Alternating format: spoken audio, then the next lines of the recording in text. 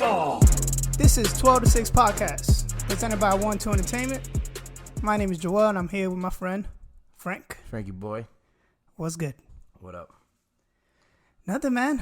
Just losing in my fucking fantasy football like an asshole. Dude, me too. I need 15 from McLaurin tonight on Washington. Who the fuck is McLaurin? He's a receiver. He's our number one receiver now. Scary Terry McLaurin. Nobody calls him that. No, they actually do call him that. What? Really? Scary Terry. The fuck? Yo, check this out. Yesterday, I got someone to accept a trade for T.Y. to get Lindsey, the running back from Denver. I have him. Yeah. Bruh. Guess what? It gets vetoed. And then guess what happens? T.Y. gets hurt, and Lindsey goes fucking off. Yeah, he had 2 touchdowns. Yeah, he had like 29 points. I had 27 in my league. Yeah, so anyways, let's get to the trivia. All right. Okay, here it is. I got it. I mean, it's kind of not really trivia. It's more of a fact, and it's actually pretty crazy. It tells a lot about the baseballs in the league this year. So, how many years... let me try to word it better than that. How many teams in the history of the MLB, from literally the day that the MLB started till 1990, had 200 home runs? Teams. How many teams?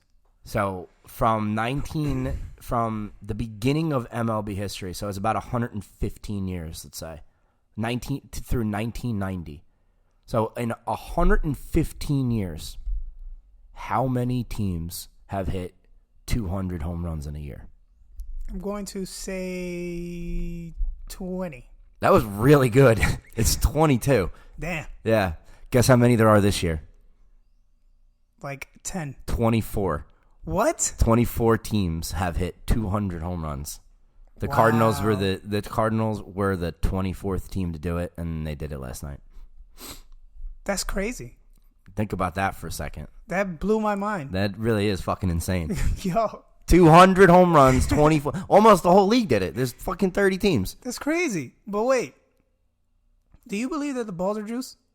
I don't know what they are. Something's going on. Something's going on for sure. Yeah. If it's not the balls, then it's the bat. And if it's not the bat, I think it's the balls, if anything. Because that right there yeah. that paints a picture, I think. Unless it's like the whole fucking, hey, people are swinging like upward from like. Yeah, no, I hate that shit. You see that, right? Like launch angle. The launch angle bullshit. Yeah, but guys have always been fucking doing that. Yeah. Like that just became like something that people are noticing and they're teaching it now. They're preaching it. But I feel fucking look at Griffey's swing. Yeah, exactly. Like lefties always had that. It's just a normal left-handed swing. Like, yeah. You know, like guys like fucking like Tony Gwynn never did that. Guys like Ricky Henderson, shit like that. They didn't have the launch angle. They just swung level the way you were always taught. Yeah. But up until a couple of years ago, Christian Yelich started this whole fucking launch angle thing. But I don't even think he does it on purpose. He's just left-handed. He's like a normal left-handed swing. Look at Bellinger. For sure. Yeah. Bellinger too. Lefties have a natural uppercut. That's just how it is. Yep. That was always my problem. I was lefty. Yeah. So I always used to get under the ball. That was always my thing. You just have a natural uppercut. That's just how it is for whatever reason. And so when I practiced before I went, when you're like taking your practice swings and shit, I would definitely like always try to like stay on top of the ball. That was always my thing. Hit it down and hard. Yeah, exactly. Because naturally I swing, upwards or whatever. Mine was always knob to the ball. But I was lefty too. I did both, but like most of 90% of the time was right-handed pitcher, so I batted lefty. Yeah, but you're not naturally lefty. No. You know what I'm saying? I'm right-handed, yeah. Exactly. So you probably still have more control with your right hand. I actually felt like I was doing more with my right hand when I batted lefty. Yeah, that makes sense. Like I felt more right-handed dominant. Yeah. Like my right hand was controlling more of things when I batted lefty, Yeah. But when I was righty, my right hand's on top, so I was stronger. I had more power. But left-handed, I wouldn't. I could just. No, I feel the same way too. I feel like when I batted right-handed, because I used to bat right-handed, I used to feel like I had more contact with the ball. Definitely. And then when I bat left-handed, I felt like I had more power. Because your dominant hand's on top. Exactly. So yeah. So, Yankees pitching. I guess let's get right to it. So, I've noticed a theme that the Yankees are planning to head to the playoffs with like a tag team approach when it comes to pitching. Well, Domingo Germán is tagging his wife in the face at fucking at CC's event, whatever the fuck it was. Yeah, they like saw him like, I guess. Yeah, it was like CC's whatever. He had like a dinner, a charity event, and they were there. And that's the only reason that there was an MLB official there. And the guy fucking smacked his wife in the face. In the face. Really? That's what the story says. Yeah. All right. See if I can find any more info on that. Fucking Domingo Germán. That's perfect timing too, because like probably could have used him in the postseason. Really? You don't say. He could have came in handy. You know? Yeah. But yeah, when it comes to the Yankees, here we go. We got Happ, Paxton, CC, Tanaka, and Sevy. Okay. Right? CC should not start a game, and if he does, he should pitch he should open the game, be like an opener. I have a feeling, I don't know if you noticed, but the Yankees are trying out CC coming out of the bullpen. Yeah, I like that. I think that makes sense. That makes sense too, because he's strong in the beginning. Right. And like if there's one guy out there that I think could get you 3 outs or 6 outs, he'd probably be like the guy. And not only that, he's going to give you his all. Like, right. Like he's like infamous for that. He's clutch. And I figure that they're probably going to tag team Sevy with Sabathia. Okay. Right? That'll be like hey, Sevy will probably pitch 4 innings. And then Sabathia will come in and do 2 innings, and then we get then you get the bullpen going. Right. And then I figured they do the same thing with probably Chad Green and Jay Happ. And then you'll have Paxton and Tanaka just do their thing. Isn't it crazy how much baseball changes when the postseason comes? It's crazy. You would never be talking about that until the postseason. Like during the regular season, that would never fucking happen. Well, it's kind of happening now. With with the opener thing. Yeah, but still. Yeah. It's fucking crazy. Yeah. I mean, different game.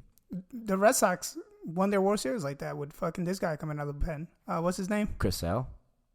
Chris Sale? He closed it. He closed game 7, whatever the last game was. And then this guy too, Price. Yeah. Yeah, so like they're top flight pitchers coming out the pen, But the only thing that worries me, and this is my biggest concern, Tanaka. Why? Paxton, anybody is dealing, right? Oh, okay. I see what you're saying. You see what I'm saying. You see where I'm going with this. And you jump the gun, take him out too early? And it's going to happen. Yeah. I can see it. I can so see it. Like, I know that Tanaka or Paxton or just Sevy going to be dealing. It's going to be 4th inning, 5th inning coming, 70 pitches. They did it last year with Sevy. I know. And they did it last year with Tanaka. I think the Red Sox. Was it the Red Sox? Sevy was pitching good. I forget. I think they only let him go 5 innings. He didn't have a lot of runs. Yeah. Hold on, let's see. It was this game. It had to be because 4 innings, 2 hits, no earned runs, 7 strikeouts, 4 walks. How many pitches? 87. 87. He could have won another inning though. Yeah, it's the playoffs. Right. Did have 4 walks though. That's the game I'm thinking of. It was Oakland. So, which leads me into Sevy.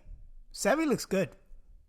I didn't actually see him once yet, so I can't really touch on that one. Well, he has pitched. I just looked at his record. It says he's 1-0 with a 0.0 ERA. Yeah.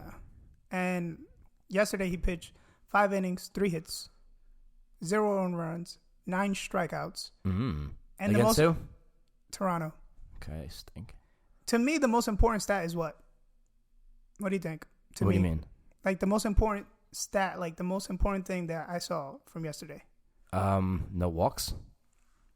That's important. But to me is the amount of pitches he threw. How many? 80. 5 innings. How many strikeouts?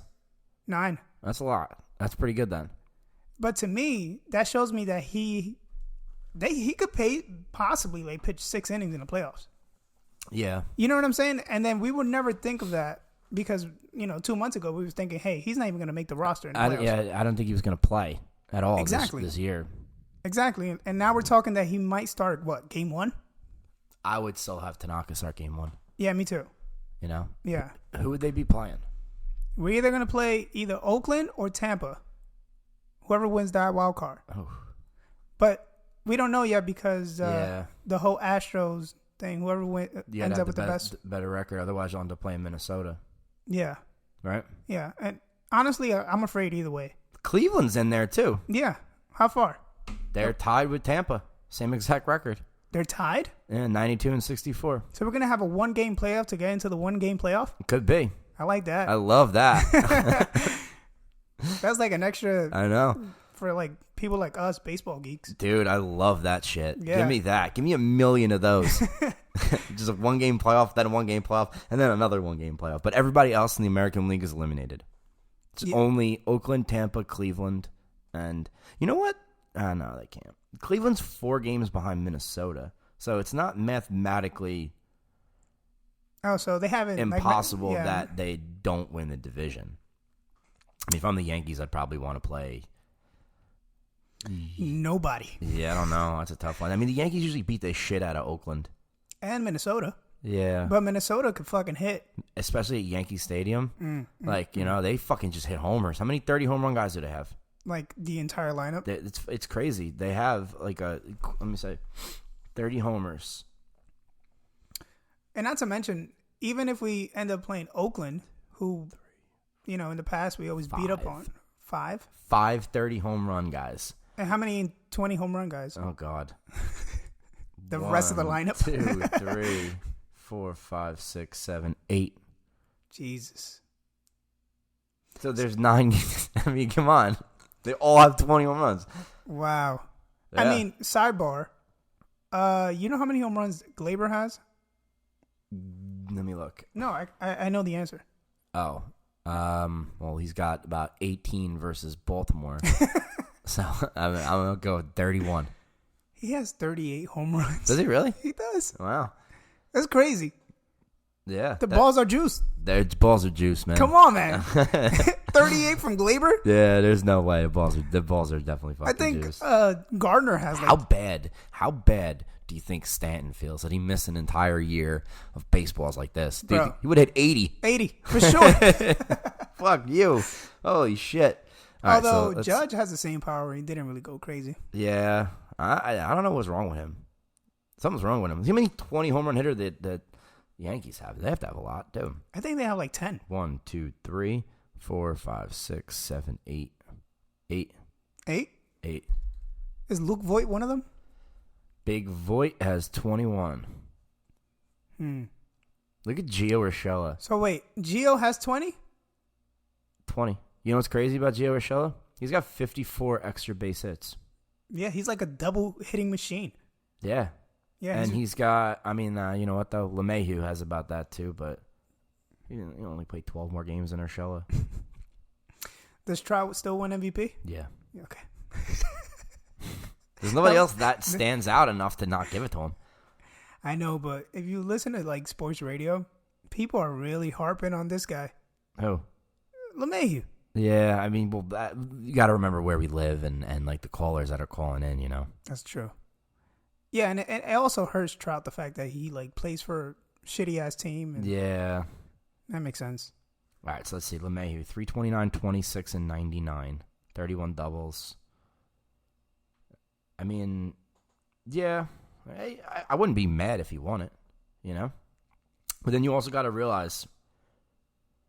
I don't know if I spoke about it with you or spoke about it with James or maybe. So LeMahieu has played 140 games.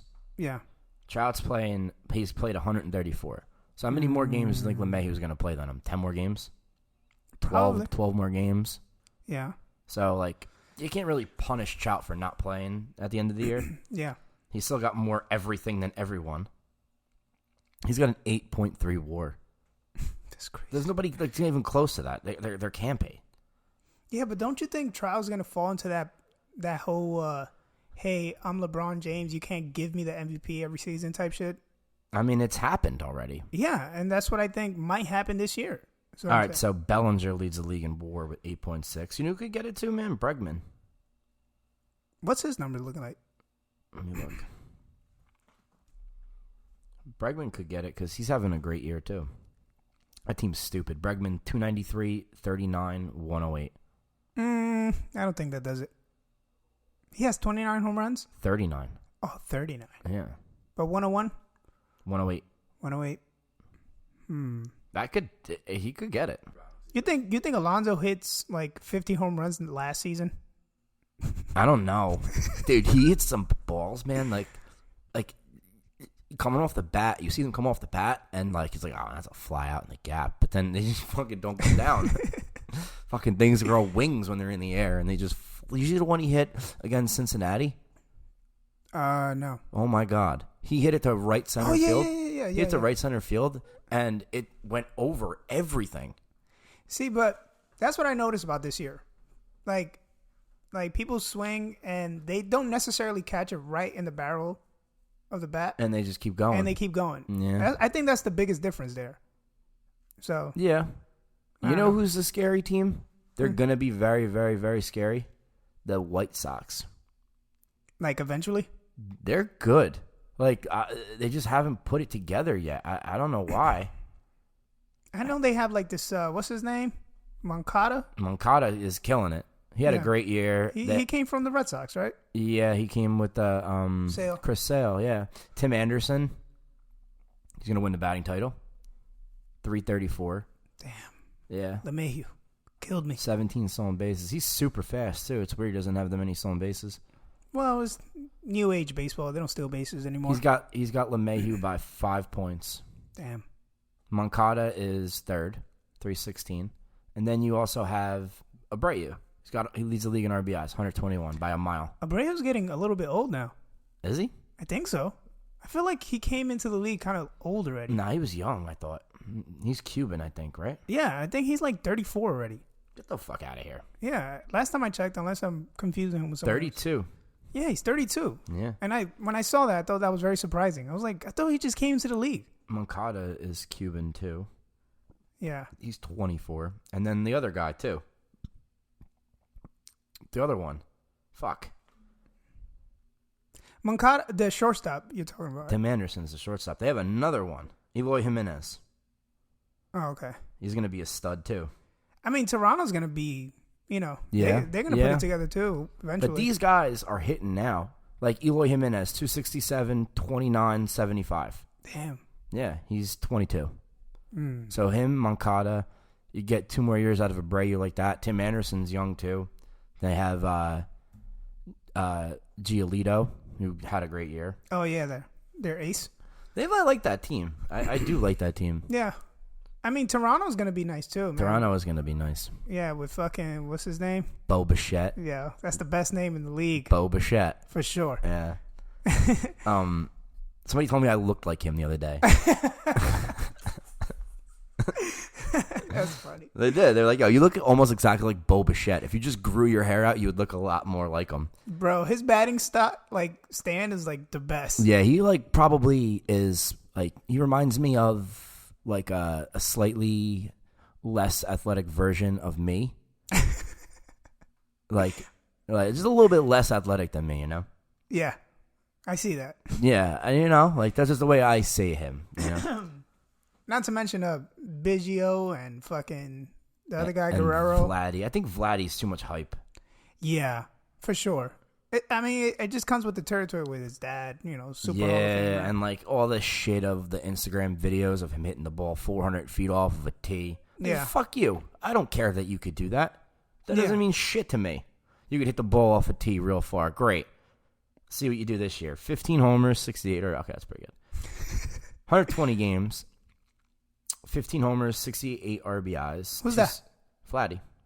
He only has 15 home runs? Mm-hmm. 15 homers, 68 RBIs. 87 strikeouts. It's a fucking ton.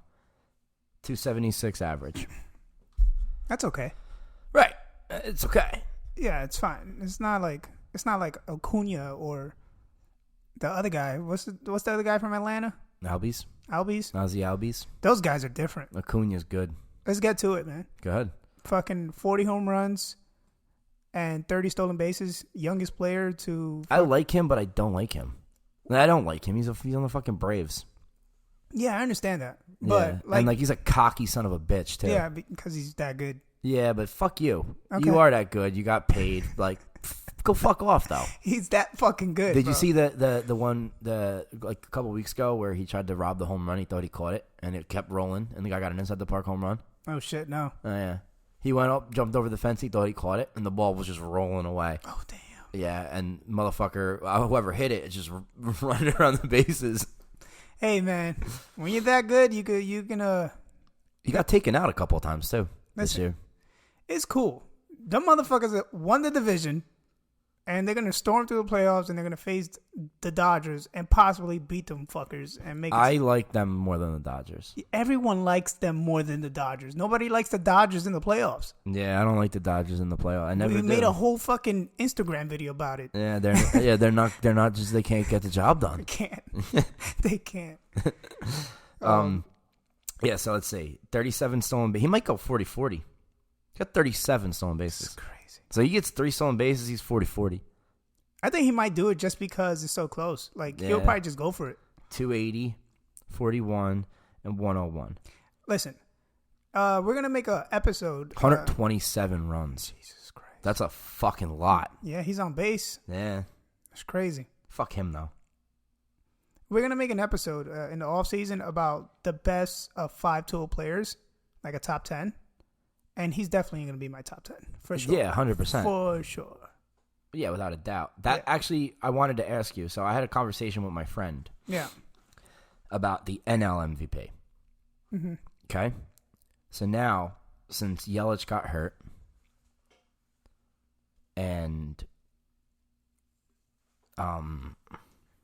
Bellinger slowed down a lot, considerably, who is the NL MVP? I said somebody, and he said he'll finish number 5. The guy I picked. I picked Anthony Rendon. I see that, though. Especially the fact that his team is definitely going to make it to the wild card playoff. He leads the league in an RBI. Batting average, too, right? RBI, and he's 4 points behind batting average now. But when we had the conversation, he was leading the league in batting average. And how many home runs he has? Like 33? He has 34. 34. And 120. Damn. 43 doubles. Oof. 3 triples. 70 walks, less than 100 strikeouts. He's OPS in 1019, and he's batting 325 with an on-base percentage of 410. That's the MVP to me. Wow. Compare those to Bellinger? Let's see.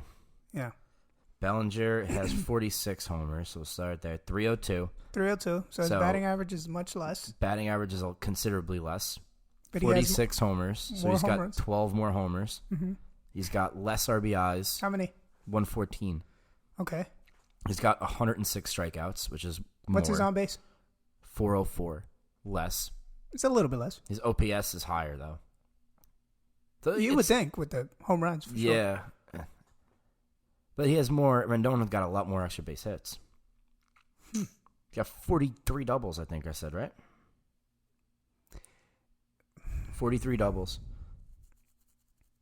So altogether, Rendon has 46, 80 extra base hits. So he has more batting average, more on base. He has a lesser of the OPS. Less OPS, less slugging. Less slugging. Less home runs. Less home runs, but more RBIs. For more a RBIs. Much higher average. And extra base hits, they're going to be close. What's that, 80 for Rendon? And Bellinger has 36, 82. I mean, it's close, man. It's close, yeah. I mean, whoever wins, I'm not going to be mad at. See, here's my theory. When it's that close, the lights just came on. Yeah, you saw that? That was weird. So here's my theory. When it's that close, take them off their team, and how good are they? Take Rendon off that Washington team. Yeah, but... And then take Bellinger off. Now we're talking about WAR, right? Really? I mean, well, Bellinger leads the league in WAR because he's a great fielder. I mean, I think Bellinger is going to take it. All right, so let's say that Bellinger does take it. He said that Rendon will finish 5th. 5th? 5th. Who's better than Rendon? He said, well, he's a Braves fan. Acuna. So Acuna. Yeah. Freddie Freeman. Yelich. Freeman is having a crazy. Yeah, Yelich and Bellinger. Wow, so many players having such an amazing season. Any one of those guys could win it, though. Yeah, for sure. Like, it's not. Because Acuna's numbers are crazy. I know. They're crazy. And he's an amazing fielder. And then you got to figure Alonso's going to get a vote or two. Yeah, for sure. From someone. Yeah, I mean, he's going to lead the league in home runs. He's got 50 homers, 115 RBIs. He's got 30 doubles, too. He might finish with 52 and 125. I said 53 when you asked me a couple weeks ago. About a month and a half ago, something like that. No, you're looking good. 53. You're looking good, bud. Yeah. Let's talk about the Mets, man. That's a perfect segue. Yo, you guys could win 88 wins. And 88 games. And not get in. Yeah. And not get in. At this point, they got a better chance of catching Washington than they do Milwaukee. It's crazy. Milwaukee is just too hot, man. Yeah. Yelich went down. They're like, all right, cool. That's fine. We don't fucking need them. Yeah. Yeah, I mean. They're 86 and 70. You know what's so mad? What? It makes me so mad? The fact that this whole time I'm just thinking about catching the Cubs. And they caught the Cubs. And now they're still 4.5 out. Sucks, man. This is bullshit.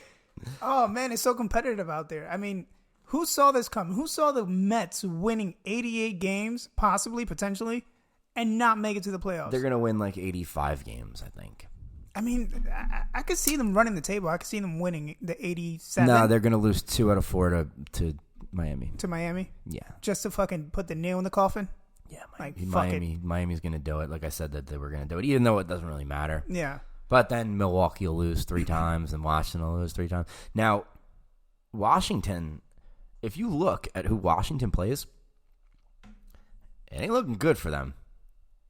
But how many games are... all right, so Washington has 4.5 on the Mets. Okay. And so does they're tied. They're tied, yeah. But Milwaukee's got 1 game on the win column. Okay. So now listen to who Washington has to play. Do you imagine if Washington fucking collapses? They're at home. Okay. But this next 7 are 4 with Philly and then 3 with Cleveland, who's going to be playing for a lot last 3 games of the year. They could lose like 5 of those games. They could lose 5 of those games, no problem. For sure. Yeah. And then if you think about it, the Mets could catch them. Like, mathematically, it doesn't look like great, but if you look at the teams that they're playing, like the Mets got 4 at Miami. They have to sweep that series. For sure. They absolutely have to. It's a must sweep. Yeah. Because then Washington's going to have some trouble with this next 7, man. That's crazy. I mean, I could see a world where coming into the last fucking series of the season, that the Mets are 2 games out and potentially could fucking like... Yeah. You know? And then we got to be humongous Cleveland Indian fans. I think I fucking did this research, but what happens if they all end up tied? Like, It's a 1-game playoff between them all. There could be 2 1-game playoffs. If 4 teams are tied? Yeah. They'll do 2 1-game playoffs. Winner plays the other winner, and then take it from there. It's crazy. No, the winner won't play. Winner plays the other winner in the wild card game. Home field advantage would be determined by a coin toss. If I'm not mistaken, they flip a coin for home field. I thought it was like intra-division, a head-to-head record. I'm pretty sure it's a coin flip. Okay. I'm going to look it up. I thought it was like head-to-head record means something. Oh, wait, you're right. It is. Intra-division then. It is. Some shit like that. I don't know. Hold on. 1-game playoff. Determined by... All right, yeah, so through the 2008 season, they did do a coin flip, but it's not like that anymore. I remember watching, I think, the Rockies, when they went on that one tear where they went to the World Series. They won like fucking 20-something games in a row. They had a 1-game playoff. I forget against who. San Diego, maybe, but... it was a coin flip. They used to flip a fucking coin for home field, but now it's 2009... Advantage is based on a set of performance criteria, with tiebreaker being head-to-head. Yeah, and then I think if they're division, if they're the same. Yeah. Well, the Mets would have head-to-head versus Washington. Look at that. They owned Washington this year. I think you guys played well against your division this whole fucking season. You guys are what? Against Philly? You guys beat up on the Marlins, right? I don't think they beat on them enough, though. That's true. Let's see. In the division, the Mets are 35-34. Yeah, the Braves kicked the shit out of them, and the Phillies kicked the shit out of them too. Oh yeah. Yeah, the Phillies own them. But yeah, like that's a very favorable. If I'm a Met fan, and I'm not, I would keep watching. I would definitely still be glued to my fucking chair and watch every single game. Oh, I can't wait to watch tonight. Yeah, and look at the scoreboard. I mean, if you told me in April that the Mets would be in this situation, like right now, 4 games out with 7 left, I'd say sign me up. Yeah. Fuck it. Like, why not? For sure. Let's watch this. Because I can't remember the last time I watched baseball. Meaningful baseball. This deep into the year that actually meant something to the team that I root for. And they don't quit either, man. They have a lot of fight. Who do you think has that? Is it the player or the manager is the one providing that type of atmosphere, that environment? It's definitely not the manager. We can rule him out. You know what, man? Sometimes I think you just gel. Like you just have the one goal, like the same goal, and when you could see that it's there, people just get like they're on the same page. Like I don't think it's one person you could attribute it to.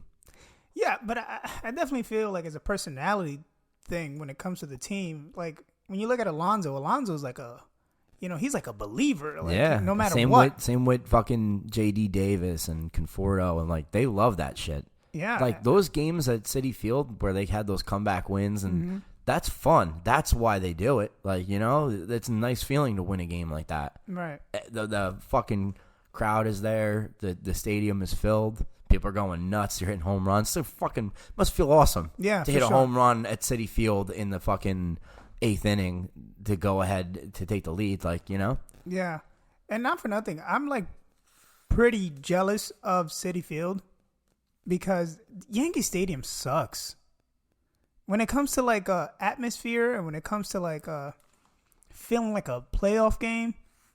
Like those Yankee Stadium doesn't give you that environment, doesn't give you that feeling.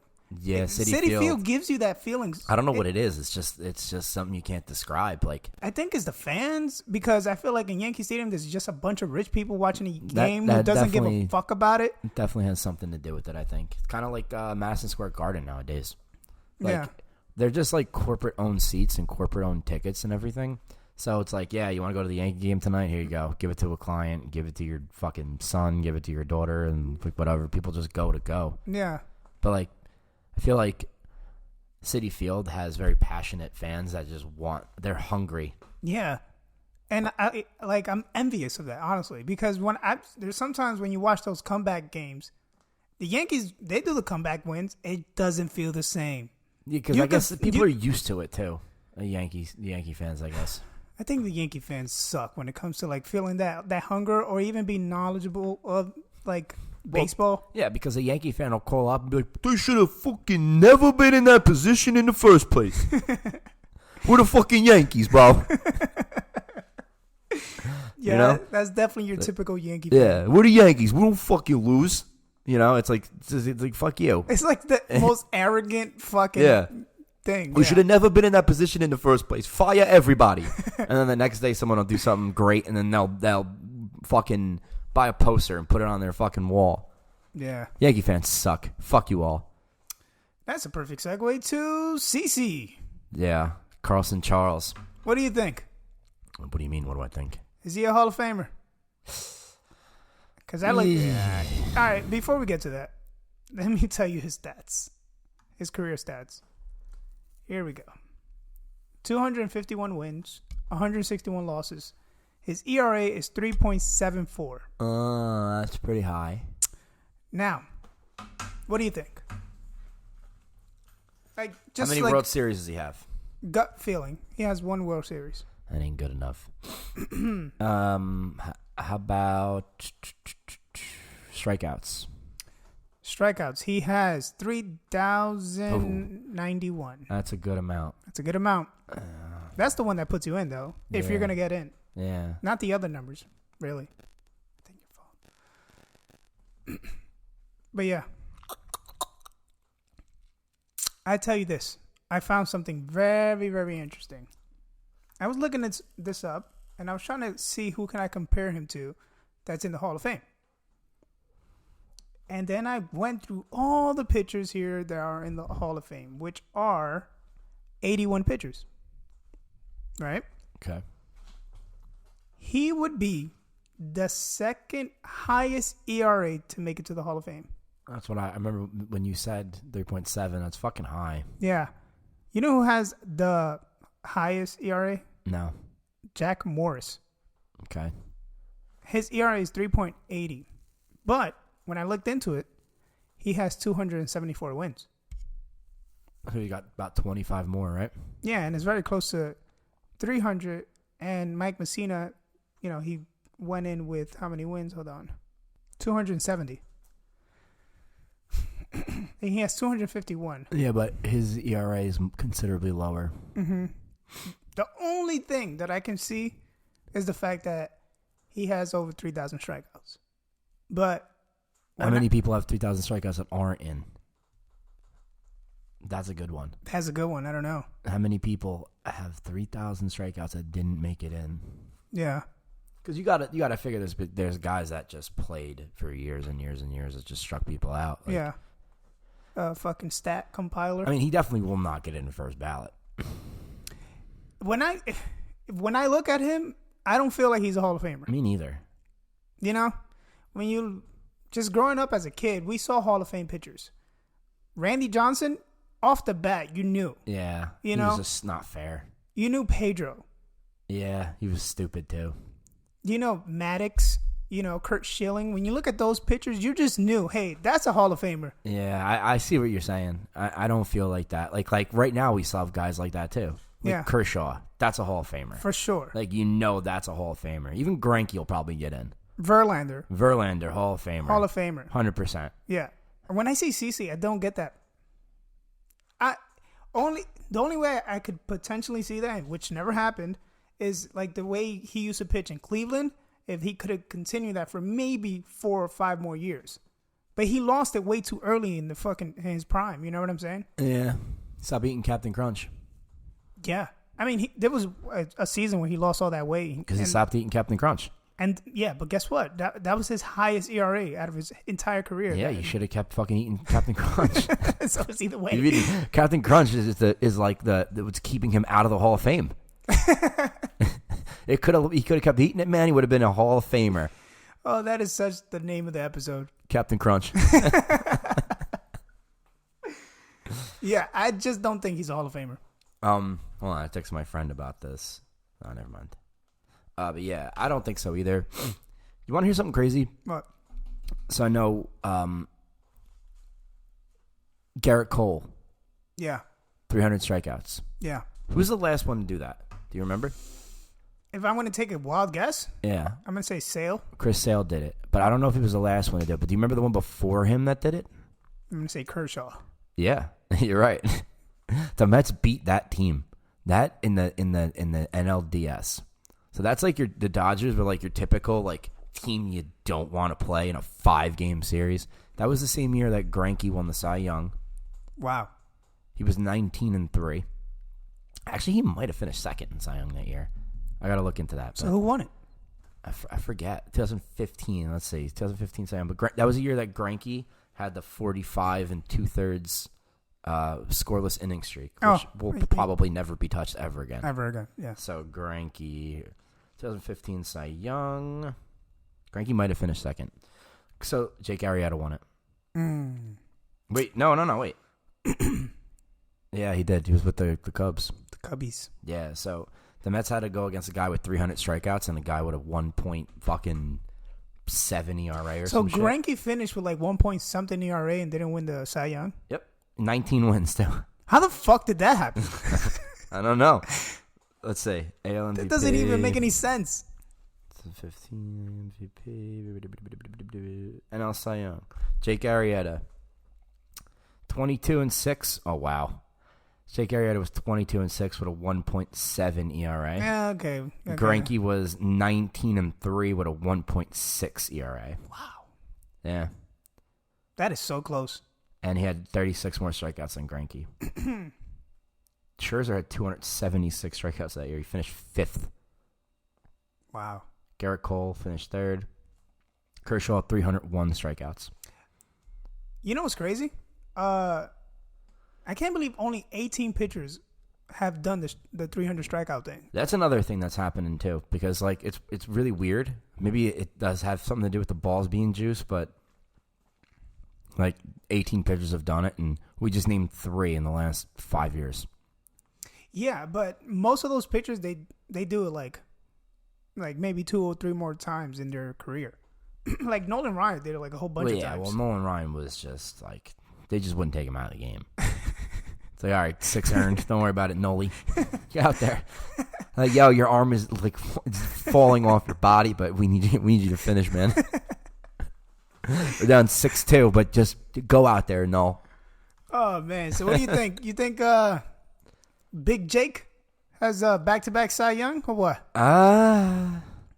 It's very possible. I have his numbers up right now. It's very possible because Ryu kind of blew it. He had it 1 and he blew it. Scherzer got hurt, so I know DeGrom is 2nd in ERA and he leads the league in strikeouts. I know that off the top of my head. Yeah, so his ERA is 2.51, which is 2nd, and the first one would be Ryu, which is 2.41. That's really not that much better. It's not that much better. Not only that could change in the next few games. Definitely. You know, because how many starts do you think Jake has? 2 more? He's got to have 2 more. 2 more. And Ryu probably... And if you go to a 1-game playoff, then that'll be the guy, depending on the rotation. But without a doubt. He'll be the guy. Yeah. So he could have possibly 3 more starts. Yeah, he has 248 strikeouts. And Ryu has 156. Oh, my God. He's not a strikeout pitcher. No. Yeah. Oh, the Dodgers stink. They're going to blow it. Oh, my God. You can see the writing on the wall. Holy shit, that ain't going to work, man. That ain't going to work. That is not going to happen. That is not your guy, man. Kershaw will start the first game, I would imagine, but that ain't going to fly. Hey, listen, man. we come into this podcast almost every episode and we shit on the Dodgers. We should probably never go to LA as a group. Right. Fuck it. That's funny. It's funny because we get a couple of listeners from LA too, which is hilarious. Really? Yeah, it's kind of hilarious. They probably hate us. Yeah, but they stink. Yeah. Hey, LA, the Dodgers stink. Year after year, they're the most overrated team. Granted, they'll win 100 games, but when it comes down to it, you don't win shit. The biggest choke artists. Oh, this is coming from a Met fan too. Yeah, that sucks. Yeah, it does. So, I don't know. Do you think DeGrom wins Cy Young again or what? I mean, it's very possible. I think he's going to get it. I really hope he does. Me too. Back to back. Give me that. I love that guy. Love a Rookie of the Year and a Cy Young on the same team. It's pretty good. Yeah. Mets have a very good core. That's one thing I'm excited about. Like, it's not a typical Met team. That's basically what James screams about every fucking They episode. have a good young core. Yeah. Like, Brandon Nimmo is so good at baseball. Have you been watching him? I know. I'm a big I'm a big Brandon Nimmo stan here, but like, have you been watching him? No, he's been making a huge impact. Bro, he's fucking electric, man. Yeah. He goes out there and he does it. I'm not gonna lie, I see it. He's good. He's electric. He definitely makes an impact in the game for sure. He hits. He gets on base. He works a count, man. He makes you pitch to him. He's a really good baseball player. He is. That's like the best thing I could say. And same with like McNeil. He's a tough fucking out. It's hard to get those guys out. They look like the old Yankees, back in like late 90s. Like Tino Martinez. Just working the cow. That's what I love, man. I love shit like that. I'd rather watch a 10-pitch walk than a 3-pitch home run. Yeah. I'd rather watch that every time. Yeah. Give me a 10-pitch walk. I love watching that. Yeah. That's an art, seeing somebody being able to do that. That's why I want Gardner in the lineup in the playoffs. Yeah, I like because he's a grinder. I love that. He's feisty, pesky fucking hitters, man. Yeah. Like, you got to really work to get those guys out. Yeah, for sure. But yeah, DeGrom. I mean, it's coming from me, But take it for what it's worth. But yeah, 2 Cy Youngs for Big Jake. He's going to do it with less than fucking 22 combined wins, too. If DeGrom finishes with 3 more seasons under 3 ERA, it's too late. What? You're going to talk about him getting the Hall of Fame? Yeah. I think it's too late in his career. What do you mean? Like, he came in when he was like 26. Yeah, I understand that. But let's say he pitches his career 15 seasons. Strasburg could win it too.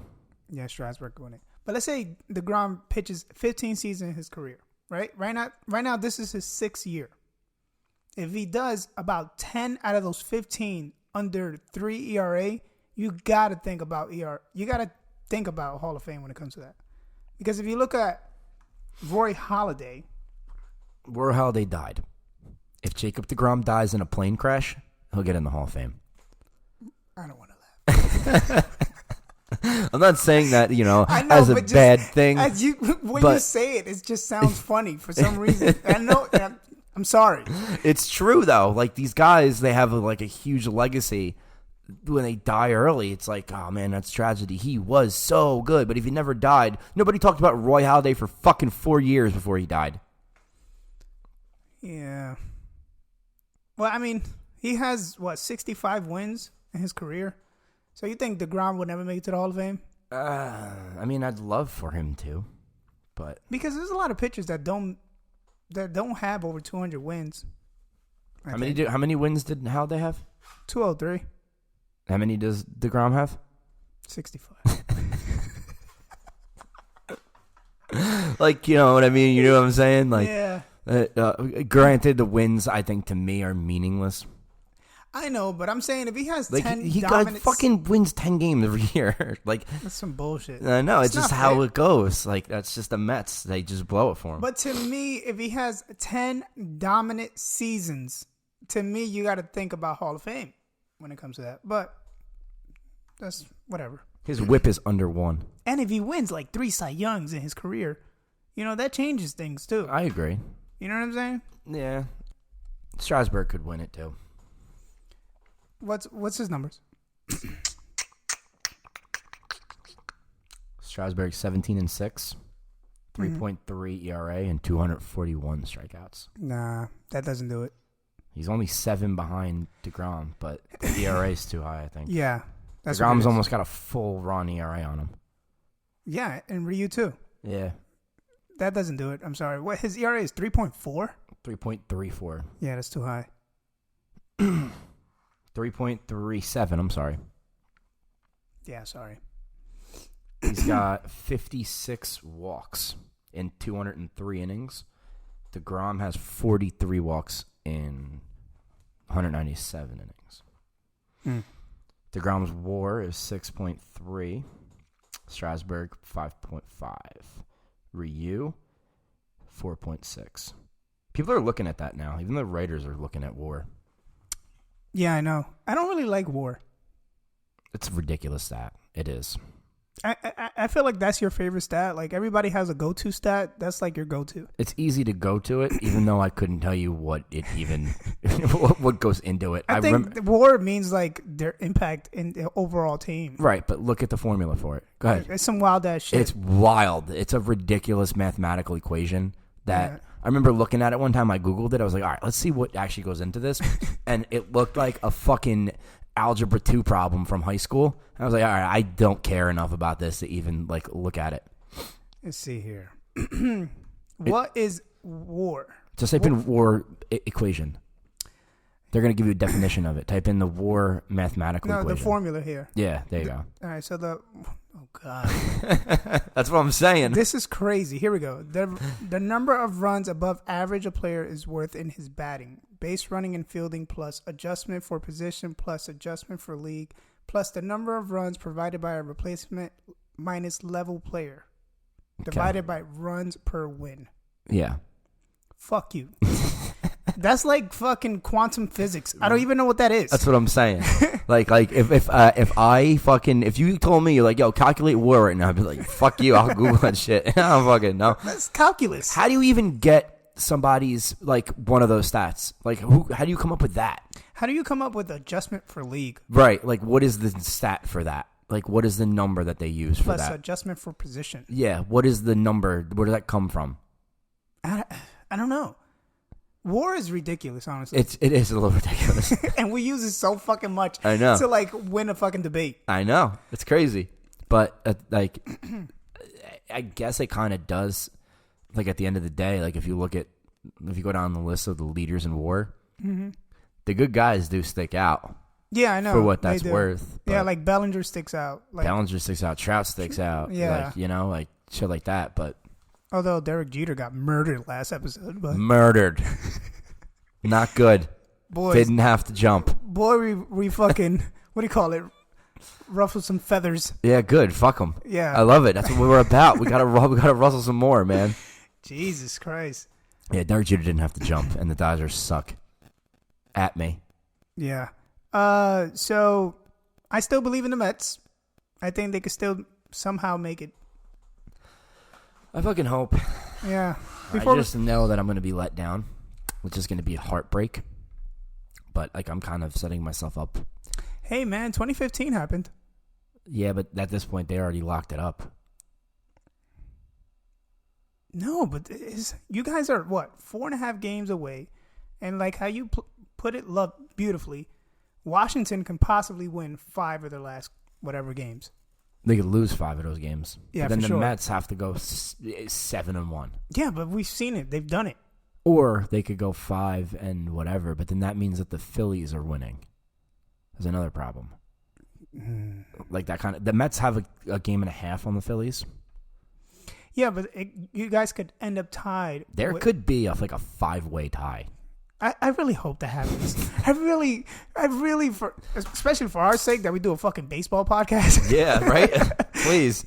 Please. But, like, mathematically, it could work out where the Mets, the Nationals, the Brewers, the Phillies, and the Cubs are tied. Even Arizona is, like, it could happen. Like, they have a pretty favorable schedule, too. So crazy.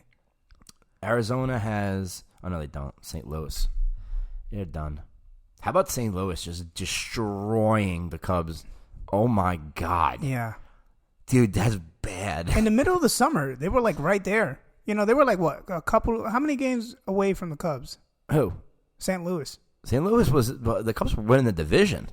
They were winning. All year. All year. Yeah. And then all of a sudden, St. Louis just fucking changed it up on They them. have 90 wins. 89 wins. Wow. Yeah, and I also have a bet. I bet $150 on the Nationals to win less than 89.5 wins. So it's really coming down to it here. If they do. So at best, they could go 4-3. At best. Man, are you going to be watching the Washington game tonight? Do they play? Yeah, I don't know. I'm going to be watching the Met game and the Washington Redskins game. So I'm going to bet on that like a fucking animal. And Washington plays Philly tonight. It's not on TV, though. Yeah, but you have the MLB at bat. Yeah, I do. Maybe I will. Who pitches? Tonight is Corbin and Zach Eflin. The Washington Nationals are a huge favorite tonight. Did you see Danny Dimes? Who? Who? Fucking DJ. Come on now. Who? Daniel Jones. Who? No, I'm just kidding. Yeah, it was a hell of a game, man. I feel bad for anybody who bet on Tampa Bay because that's a brutal way to lose, man. You know, did you see what Bruce Arians did? I know he made sure that Jameis Winston in the fourth quarter would stop throwing the ball, basically. Did you see what he did at the end of the game? No. Oh my God, he should be fired right now. Why? What did he do? Hold on one sec. Yeah. He took a delay of game. So. Oh yeah, but he did that on purpose. Because he said that and he missed the field goal. Yeah, but he did that to somehow conveniently have the kicker be like. He said that his kicker was better from further. Yeah, but he also moved him more to the center, I think. No, Jameis Winston already did that. He fell down. They snapped the ball, and then he fell down with 11 seconds left. Damn. Yeah. Then they called timeout with 3 seconds left. Then they took a delay of game, backed them up 5 yards, and he missed.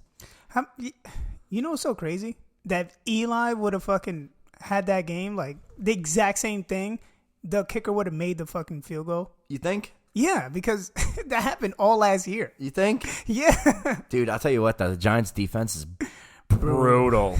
Holy shit. Yo. Dude, I remember watching, I was watching Jameis Winston just go down the field. He threw the ball up to Mike Evans. Mike Evans beat whoever the fuck it was, and he just goes like that. Like, he beat him once. He took one step towards the middle and then went back downfield, and you see Evans just put his hands up like, yo, throw me this fucking ball right now. Yeah. He went off yesterday. I know. And I faced him yesterday. Yeah, I didn't. My friend had Russell Wilson and Mike Evans, and they got him like 83 points, just them two combined. Damn. There's somebody in the league who scored like 78 points or some shit. So them two outscored the entire team. Jesus. Yeah. Well, next week we should have James back. He's in vacation. I don't know where. I think Mexico? Cancun? I don't fucking know. I don't know either. He tried to FaceTime me like 3 times yesterday. Do they have the golf carts? I don't know. But I hope he's enjoying it, and fuck him. Yeah, fuck you. But have fun. Yeah, have fun. And I think next week as well, we're going to have Brian come in to tag team some Yankee talk. Because Word. I need that, you know? No, you don't. I do. Nah. I get beat down with the Mets talk. Well, next week would be we'll be going into the twilight here of the season, right? Yeah. Next week is what, the 29th? Yeah, 29th. So 29th would be like the last game. Man, so next week for sure is going to be a great podcast. 29th is the last game of the year. There's going to be a lot of fucking playoff talk. Well, we'll know. A lot of playoff seedings. Yeah, we'll know who's playing who. Yeah. I mean, hopefully. Yeah. Maybe not, though. The Mets play at 3. So. Damn. Yeah, I might have to push that back a little bit. Yeah. Because, like, if that game does mean something. Yeah. Then, like, I'm probably going to want to watch it. No, we should probably record, like, after the fact. Yeah. Because next episode would be too important. Like, it's too important, like, for everything. Yeah. You know? Yeah, so we should probably make it, like, what, 7 o'clock or something? Later, yeah. Like that. That sounds about right. Who plays Monday Night Football, though? Tonight? Next week. Because that might fuck something up, No. too. Monday Night Football won't start until, like, 8:30. Yeah, but that episode's probably going to be long as fuck since we're going to have Brian and James in here. Still. Monday Night Football is James like... is, like, so long-winded. Monday Night Football is, like, shit from here on out. Oh, okay. Every single Monday night game sucks. It's like the Titans versus like Washington or some shit. Today is the Bears versus Washington. No, next week's it's Thursday night.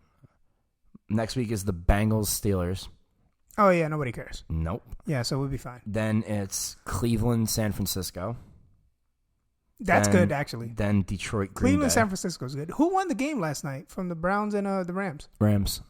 For how much? 7. I bet them -4. Oh, nice. Yeah. The Browns, they look good or what? No. No? No. Because against the Jets, they didn't even look too good. They're not And that was good. the Jets. Yeah, they're not that good. Baker Mayfield is just, he can't, I don't know what it is.